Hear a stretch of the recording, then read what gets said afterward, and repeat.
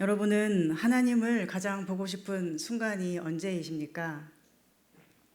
아마도 가장 힘들 때, 또 가장 필요할 때, 온통 어둠과 절망뿐일 때, 그때 우리는 제발 한 줄기 빛이라도 좋으니 하나님을 보여주소서 간절히 찾게 되지요. 그러나 정작 하나님이 가장 필요할 때 하나님은 나타나지 않는 듯합니다. 오히려 조금은 살만할 때 하나님은 나 여기 있다. 여기 네 곁에서 항상 너의 찬양을 받고 있고 너를 보살피고 인도하고 있다. 이렇게 말씀하시는 것 같습니다. 그때는 삶이 힘들고 조금 고달파도 견딜 수 있는 힘이 있는 것이지요. 하나님이 우리를 받으시고 기뻐하심을 아니까요. 믿으니까요. 또 믿어지니까요. 그래서 모든 것이 은혜라고 찬양도 드릴 수 있지 않습니까? 그러나 정말로 눈앞이 캄캄하고 몇 걸음 아픈 벼랑 끝임을 알면서도 계속 그 길을 가야만 할 때, 정말로 지금 하나님이 내 손을 붙잡고 계심을 알아야만 한 걸음을 내디딜 수 있을 때, 그래야만 이 길을 끝까지 가서 벼랑 끝에 떨어져 죽더라도 기뻐할 수 있을 그때에는 하나님이 잘 보이지 않습니다. 하나님이 나를 사랑하시는가, 나를 기뻐하시는가, 나를 지켜주시는가, 이 길 끝에 정말 하나님이 계시는가, 이것을 반드시 봐야만 하는 그 극한의 절망 가운데에서 하나님이 보이지 않는다는 것입니다. 예수님도 이런 경험을 하셨습니다. 십자가 위에서 다 조롱하고 내려와봐라, 그럼 믿어주겠다, 네가 너를 구원해봐라, 하나님의 아들이라고, 하나님이 너를 기뻐하고 사랑하신다고, 이러한 수많은 공격과 비웃음이 가득할 때 예수님께 가장 필요한 것은 하나님이 지금 이 순간을 함께 하신다라는 사실 한 가지였을 것입니다. 그러나 그때 하나님은 나타나지 않으셨습니다. 그 이전까지는 그토록 소중히 여기심을 알게 해주셨고, 또 예수님이 얼마나 하나님께 기뻐하심이 되는지를 들려주셨고, 하나님의 아들이심을 믿게 하신 하나님이신데, 그래서 모든 시험과 공격과 정죄를 다 이겨내셨는데, 정작 주님이 십자가의 고통과 죽음의 두려움 속에 하나님이 너무도 필요한 그때에는 하나님이 잠잠하셨습니다. 그래서 주님도 소리치셨지요. 엘리 엘리 라마 사박다니, 나의 하나님 어찌하여 나를 버리셨나이까. 하나님께 버림받은 것 같은 고통은 세상의 모든 고통보다 더 크고 극심합니다. 주님이 내 편이 아니셨던가 라는 생각이 들기 때문이지요. 그동안 나는 누구와 함께 이 길을 걸어온 것인가? 내가 나를 믿고 내 의지와 결심으로 이 길을 온 것인가? 이런 의심과 불안이 스스로에게 질문을 던지기 때문입니다. 이러한 불안이 왜 예수님께도 없었겠습니까? 극심한 불안과 절망 속에서 예수님을 도울 자는 아무도 없었습니다. 기껏 도와준다고 하는 것이 곁에 가서 신 포도주를 적신 해면을 입에 갖다 대주는 것입니다. 그런데 이것이 예수님의 고통과 절망을 조금이라도 경감시켜 줄 수 있었을까요? 또 다른 사람들은 엘리라는 말이 엘리야를 부르는 소리인 줄 알고 예수님을 더 비웃고 손가락질했습니다. 비아냥거리며 말합니다. 가만두라, 어디 엘리야가 와서 구원하나 보자. 그가 그동안 자칭 하나님 아들 행세하며 진리의 복음이라고 떠들어댄 것이 진짜 하나님으로부터 온 것이었는지 두고 보자라는 것이죠.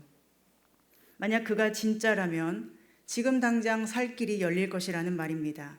지금 당장 십자가에서 내려와 모든 악한 비웃음을 무너뜨리는 것이 하나님의 아들이라는 증거가 된다는 말입니다. 그러나 그런 일은 일어나지 않았습니다. 아무도 십자가에 달리신 예수님을 구하러 오지 않았습니다. 엘리야도 천군 천사도 그 어떤 기이한 권능과 이적도 그때 나타나지 않았습니다. 오늘 우리가 이런 상황일 때도 어떤가요?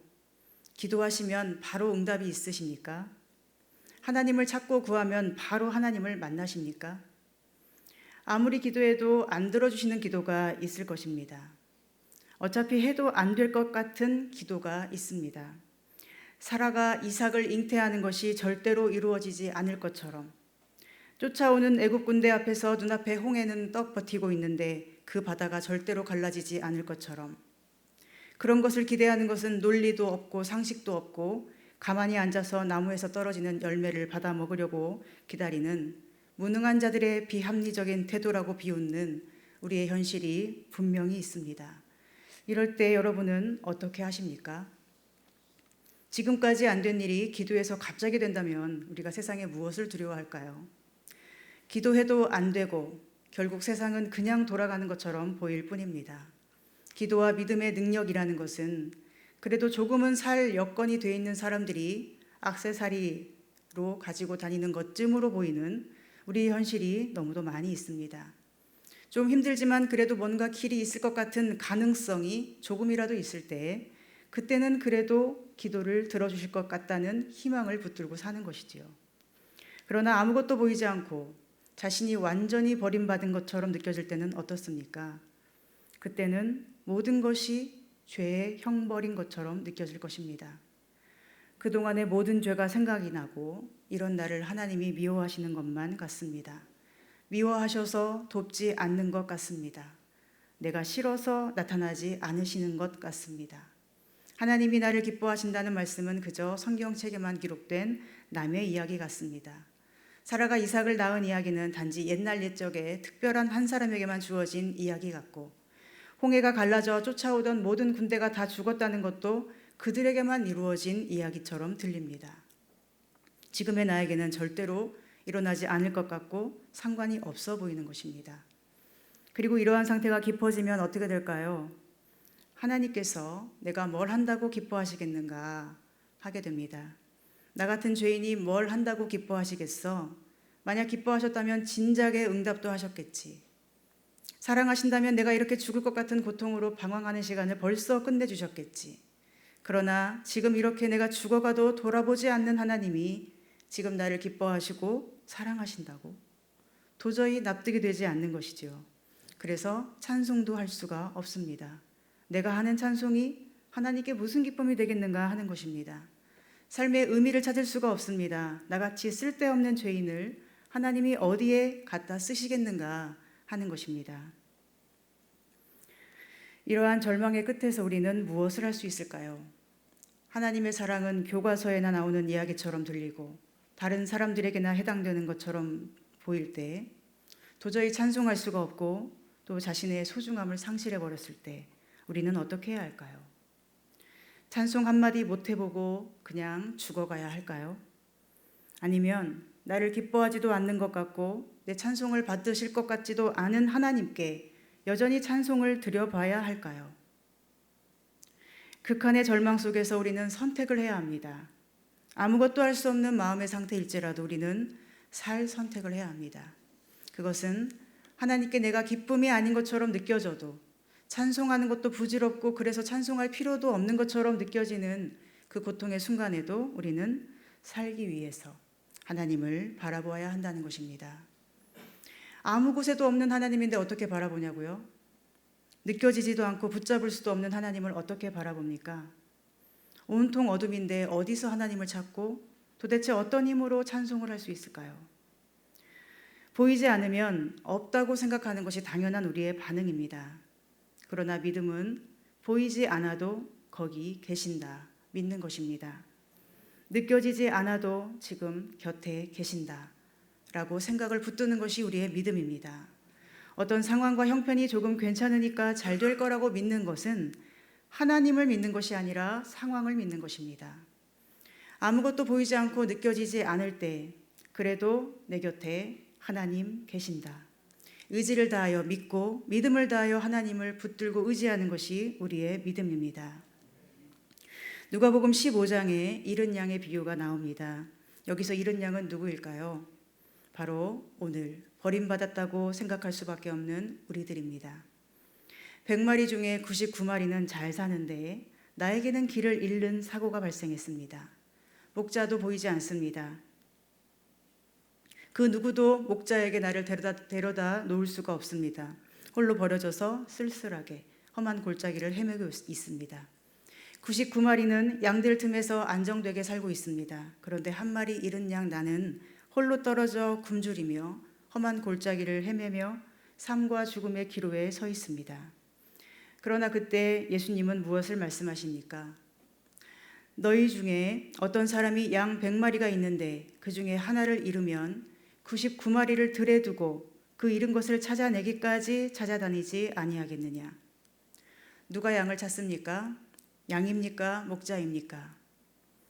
잃은 양이 아무것도 할 수 없이 홀로 버려진 듯한 시간을 보낼 때 그 양을 찾아내기까지 찾아다니는 분이 계십니다. 양이 목자를 찾는 게 아니라 목자가 양을 찾으십니다. 양이 목자를 찾고 싶어도 할 수 있는 것이 없을 때 양은 그저 울기만 하면 됩니다. 저 여기 있어요, 목자님. 저를 구해주세요. 저에게 와주세요, 목자님. 저 너무 무서워요. 울고 또 울고 목이 터져라 부르짖으며 소리쳐 울다 쓰러질 때까지 계속 양이 할 수 있는 것은 그냥 우는 것입니다. 그러면 목자는 그 소리를 듣고 반드시 찾아내십니다. 그리고 중요한 것은 목자는 양을 잃어버린 순간부터 찾을 때까지 한시도 그 양을 마음에서 놓은 적이 없다는 사실입니다. 양은 모르고 양은 느끼지 못해도 목자의 마음은 언제나 양과 함께 있었습니다. 목자의 눈길과 그 귀는 양에게로 온통 다 쏠려 있습니다. 그리고 양의 울음소리를 듣고 마침내 찾아냈을 때 그 양이 어떤 모습이라 할지라도 그 양으로 인해 즐거워하며 어깨에 메고 집에 갑니다. 들에 두고 온 99마리에게로가 아니라 집으로 갑니다. 집에서 그 양을 되찾은 기쁨으로 인하여 벗과 이웃을 불러 모으고 말합니다. 나와 함께 즐기자. 나의 잃은 양을 찾아내었노라. 길을 잃지 않은 99마리의 양들만 사랑하신다고, 그 양들만 기뻐하시는 거라고, 나는 버려진 것이라고 아무리 생각해도 사실은 그렇지 않습니다. 목자는 잃은 양 한 마리에 관심이 있습니다. 그 양을 찾아내기까지 찾으시고 찾아내면 즐거워 들썩거리며 집에 가서 모든 친구를 불러 잔치하며 기뻐하십니다. 내 잃은 양을 찾았어. 봐, 얼마나 사랑스러운지. 내가 이 양을 잃을까 봐 얼마나 노심초사했는지. 그러나 이제 찾았으니 다시는 잃어버리지 않을 거야. 이것이 목자의 진심입니다. 삶이 힘겨워 절망의 수렁에 잠겨 있는 것 같은 두려움이 몰려올 때 모두에게서 버림받고 또 반드시 응답해 주셔야만 하는 하나님에게서 버림받는 것처럼 느껴질 때 우리는 당연히 자신에 대하여 절망합니다. 나는 사랑받지 못해. 하나님이 나를 기뻐하지 않으시는 거야. 내 인생은 끝났어. 그러나 성경은 우리가 하나님께 버림받아 마땅한 죄인임에도 우리가 아직 죄인 되었을 때에 그리스도께서 우리를 위하여 죽으심으로 하나님께서 우리에 대한 자기의 사랑을 확증하셨느니라 말씀합니다. 잃은 양이 버려졌다 느낄 때 버려진 것이 아니라 찾고 있는 것이라 말씀합니다. 버림받아 소망이 없다고 말하는 우리에게 주님은 버린 게 아니라 내가 너를 찾고 있고 널 사랑하며 너를 기뻐한다 말씀하십니다. 생각해보면 하나님은 악인이라도 회개하고 돌아오기를 기뻐하신다고 하셨습니다. 에스겔 33장 10절과 11절입니다. 그런즉 인자야 너는 이스라엘 족속에게 이르기를 너희가 말하여 이르되 우리의 허물과 죄가 이미 우리에게 있어 우리로 그 가운데에서 쇠퇴하게 하니 어찌 능히 살리요 하거니와 너는 그들에게 말하라 주 여호와의 말씀이니라 나의 삶을 두고 맹세하노니 나는 악인이 죽는 것을 기뻐하지 아니하고 악인이 그의 길에서 돌이켜 떠나 사는 것을 기뻐하노라. 이스라엘 족속아 돌이키고 돌이키라 너희 악한 길에서 떠나라 어찌 죽고자 하느냐 하셨다 하라. 그가 악인이라도 회개하면 산다는 것입니다. 그런데 하물며 이토록 간절히 하나님을 찾고 고통의 자리에서 울며 기도하는 우리를 하나님이 미워하여 버리시겠습니까? 어떤 악인도 용서하길 원하시는 하나님이 우리가 아무리 참혹한 악인이라고 생각할지라도 그냥 외면하여 버리시겠는가 하는 것입니다. 고멜과 같이 음란하여 이리저리 헤매던 여자도 끝까지 기다리고 사랑하시는 분이 우리 하나님이십니다. 세상의 악과 고통으로 어쩔 수 없이 깊은 절망 속에 던져진 우리들을 하나님은 결코 버리지도 외면하지도 않으십니다. 오히려 우리를 비참한 상태로 끌어간 그 세상의 악을 향하여 하나님은 대적하실 것입니다. 우리를 버림받았다고 느끼게 하는 모든 악한 권세를 향하여 하나님은 진노하시고 심판하실 것입니다. 그리고 우리에게는 반드시 찾아내어 잔치를 여시며 기뻐하시는 밝은 웃음소리를 들려주실 것입니다. 그러므로 지금의 이 깊은 절망의 수렁 속에서 우리가 할 일은 오직 믿음을 가지는 것입니다. 하나님은 내 곁에 계시고 이런 죄인인 나도 사랑하시고 나를 기뻐하시고 내가 드리는 찬송도 기뻐하신다는 믿음 말입니다. 날 사랑하시기 때문에 나의 아픔과 울음소리를 귀 기울여 들으시고 나를 고통스럽게 하는 모든 세상의 악에 대하여 심판을 예비하시고 나의 울음소리를 주님의 웃음소리로 바꾸시고 나를 삼킨 모든 사망 권세를 주님의 입으로 삼켜서 생명으로 구해내신다는 이 믿음이 우리에게 너무도 필요합니다. 예수님은 바로 그 버려진 상황에서 어떻게 하셨습니까? 구경꾼들, 악한 자들, 또 비웃는 자들 전혀 신경 쓰지 않으셨지요. 다만 예수님은 이런 말씀을 하십니다. 다 이루었다. 지금 이 고통과 극심한 절망은 하나님의 뜻을 이루고 있는 순간임을 기억해내신 것입니다. 예수님이 마지막 절망의 극한 속에서 하신 것은 자신의 해야 할 일을 완수해야 한다는 것과 그것을 하나님 앞에서 확인하는 것이었습니다. 그리고 마지막으로 뭐라고 고백하십니까? 아버지여, 내 영혼을 아버지의 손에 의탁합니다. 지금 아버지가 보이지 않고 들리지 않지만 그럼에도 곁에서 듣고 계심을 기억하신 것입니다. 지금 죽어가는 자신이 의탁하고 의지하는 하나님이 바로 나의 아버지이심을 고백하며 모든 것을 아버지께 맡기신 것입니다. 그리고 예수님이 눈을 감으실 때 성소 휘장이 위로부터 아래까지 갈라집니다. 그동안 가려지고 감추어졌던 비밀의 장소가 모든 사람 앞에 공개되어 드러납니다. 땅이 진동하고 바위가 터지고 무덤이 열리고 죽어있던 성도의 몸이 일어납니다. 말세에 나타날 징조 같은 것이 눈앞에 펼쳐진 것입니다. 그리고 몸이 부활한 그들은 예수님이 부활하신 후 같이 성에 들어가서 사람들에게 보였다고 성경은 증언하고 있습니다. 즉 논리적으로나 이성적으로는 말도 안 되는 일이 일어난 것이지요. 이 모든 것은 예수님께서 극한의 절망 속에서 아버지께 영혼을 의탁하시고 모든 것을 아버지께 맡겨드릴 때에 예수님의 의지를 넘어 아버지의 일하심으로 일어난 일입니다. 세상의 논리와 우리의 이성으로는 절대로 불가능한 그 일을 하나님께서 다 이루어 주신 것입니다. 주님이 아버지를 신뢰하고 고통의 순간을 믿음으로 견디시고 아버지께 자신을 온전히 드리셨을 때 모든 것이 새롭게 되었습니다. 모든 것이 다 이루어졌습니다. 그리고 예수님은 때가 되었을 때 약속하신 대로 부활하셨습니다. 예수님이 죽으시는 장면을 보던 자들 중 한 사람이었던 백부장은 이렇게 고백하지요. 이는 진실로 하나님의 아들이었도다. 그러나 지금 죽어가는 예수님께는 이런 것이 무슨 상관일까요? 백부장의 인정을 받는 것이 지금 죽음을 향해 가는 예수님께 어떤 의미가 있겠습니까? 무슨 의미가 있겠습니까? 정말로 의미가 있는 것은 십자가의 고통 속에서도 예수님께서 믿음을 붙들었다는 것과 자신이 누구인지를 기억하며 사명을 완수한 것입니다. 이 절망 속에서도 여전히 자신을 붙들고 있는 분이 아버지이시고 그분은 모든 것을 이루시고 새롭게 하시는 하나님이심을 고백하신 이 사실이 중요합니다. 그 후에 된 모든 일은 하나님이 이루신 것입니다. 예수님은 부활하셨고 하나님께 버림받은 것이 아니라 잠시 잃어버린 그 순간 그 죽음의 장소인 무덤에서도 함께 계시며 새 일을 준비하신 아버지의 품에 계셨음을 우리는 오늘 알고 있습니다. 오늘 극한의 절망을 겪고 있는 분이 혹시 계시다면 주님의 말씀이 위로와 세임 되기를 소망합니다. 너를 버린 게 아니야. 넌 여전히 사랑받기 위해 태어난 사람이야. 네가 하는 모든 것이 사랑스럽고 네가 나에게 들려주는 소리는 찬송 소리는 나를 너무도 기쁘게 한단다. 이러한 하나님의 음성이 우리 모두의 마음에 꼭 들리기를 소망합니다. 여러분, 하나님의 기쁨이 되려고 너무 애쓰지 않아도 됩니다. 내가 기쁨이 되지 못해서 이런 벌을 받는가 하지 말라는 것입니다. 기도를 드릴 때에도 이 말 저 말 예쁘게 보이려고 기도할 필요는 없습니다. 하나님은 구하기 전에 있어야 할 것을 아십니다. 우리 할 일은 그저 기다리며 우는 것입니다.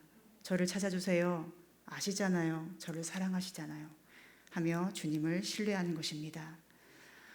욥이 수많은 고통과 절망 속에 수없이 많은 정죄들을 당하고 또 수없이 많은 절망의 말을 했지만 하나님은 어리석은 말로 이치를 가리는 자가 누구냐 하셨습니다. 그리고 하나님의 말씀을 들으라 하셨습니다. 내 말을 들으라. 나를 기다려라. 네 고통을 알고 있으니 나의 사랑을 그냥 믿어라. 흔들리지 마라. 속지 마라. 다만 내 말을 들어라. 말씀을 들으라는 것이 무엇입니까? 하나님의 마음을 알라는 것입니다. 하나님 뜻을 헤아리라는 것입니다. 의심하지 말고 시험하지 말고 뜻하심을 따라 순종하라는 것입니다. 항상 기뻐하라, 쉬지 말고 기도하라, 범사에 감사하라. 이것이 그리스도 예수 안에서 너희를 향하신 하나님의 뜻이니라. 데살로니가전서 5장에서 말씀하지요. 하나님의 말씀은 단순합니다. 사랑해라, 너 자신과 모든 사람을. 용서해라, 너 자신과 모든 사람을. 너는 소중하다, 내가 너를 구했고 선택하였으니. 너를 소중히 여겨라, 내가 네 곁에 영원히 함께할 테니. 이 말씀을 들려주는 것은 오직 성경뿐입니다. 그래서 우리는 성경을 가까이 해야 합니다. 그리고 믿음을 가져야 합니다. 약속에 신실하신 하나님께서 오늘 나를 사랑하신다. 이른 나를 찾고 계신다. 내 울음소리를 아시고 들으신다. 찾아내기까지 찾아내어 그 기쁨으로 잔치를 여신다. 이것이 오늘 우리의 믿음이어야 합니다. 캐스트 어웨이라는 영화에 보면 한 남자가 비행기에서 추락하여 갑자기 무인도에 떨어집니다. 전적으로 혼자가 되어 아무도 찾아오는 이 없고 누구도 구해주는 사람도 없이 모든 삶의 무게를 혼자 다 감당해야 합니다. 그래서 죽으려고도 해보고 좌절도 해보고 그래도 살아야 하니 어쩌다 파도에 떠밀려오는 물건들을 사용해서 무인도에서의 삶을 조금씩 적응해 나갑니다. 그러다 몸을 다치기도 하고 피를 흘리고 평소였다면 절대로 먹지 않을 생물을 산채로 잡아먹기도 합니다. 그러던 어느 날 배구공이 파도에 밀려왔습니다. 그 배구공에 상처난 자신의 손바닥이 닿아서 핏자국이 생겼습니다. 얼마나 외로웠으면 그것이 마치 사람의 얼굴처럼 보입니다. 그 배구공에 윌슨이라는 이름을 붙여주고 윌슨과의 대화를 시도합니다. 그렇게 윌슨과 친구가 되어 그 외롭고 쓸쓸한 무인도의 삶을 하루하루 살아갑니다. 이제 몇 년이 지나 바다로 나가고 싶어서 초라한 모습의 뗏목을 만들어 오랜 친구인 윌슨을 싣고 함께 출발을 하는데 어느 날 폭풍과 싸우다 지쳐 쓰러진 그가 잠든 틈에 그 유일한 친구 윌슨이 바람에 날려 물에 떠내려가게 됩니다. 죽어가던 그에게 유일한 소망이었던 그 친구를 한순간에 그렇게 잃어버리고 맙니다. 이제 망망대해에 혼자 남았다는 허망함이 그를 좌절시킵니다. 아무런 구조 신호도 없습니다. 파란 하늘만 보일 뿐 그는 그 초라한 뗏목에 누워 모든 것을 포기하고 눈을 감습니다. 손에 붙들고 있던 노를 물에 떠내려 보내고 이제 아무것도 할 수 없이 살든지 죽든지 바다 물결에 맡기고 누워서 눈을 감습니다. 그런데 그때 무슨 일이 일어났을까요? 그토록 SOS 신호를 보내도 오지 않던 구조선이 바로 그 자리에 나타난 것입니다. 희망이 없고 모든 힘이 다 빠져 죽기만을 기다리는 그때에 전혀 예기치 못했던 대형 화물선이 나타나서 그를 구조하게 됩니다. 저는 가끔 힘겨울 때면 이 장면을 회상하게 됩니다. 무인도에서 홀로 어둠과 두려움과의 싸움을 다 끝내고 폭풍과 싸우다가 지쳐 쓰러져서 이제 더는 힘도 없고 소망도 없다고 여기는 그때에 그에게는 상상도 못했던 구조선이 다가오고 있었습니다.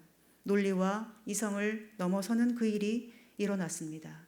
이것이 오늘 우리 인생을 말해주지 않습니까? 오늘 절대로 다가오지 않을 것 같은 구조선이 보이지도 않고 들리지도 않는 구원의 손길이 우리 곁으로 오고 있습니다.